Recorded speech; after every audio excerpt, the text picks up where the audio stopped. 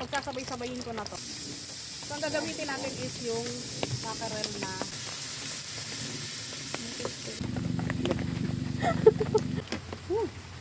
grabe. So, ayan, bubuhos ko ang Coco Mama. So, maglalagay tayo ng talbos. Okay? Instead pechay, talbos. Kasi yun ang available. Kain lang muna natin to bago natin ilagay ang ating binanit nila to sa bahay. Ayan. So, 1 by 1. In.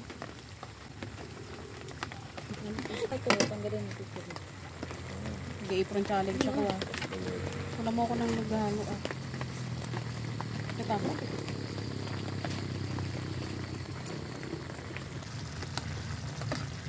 So, ito na ang ating ginataang lata.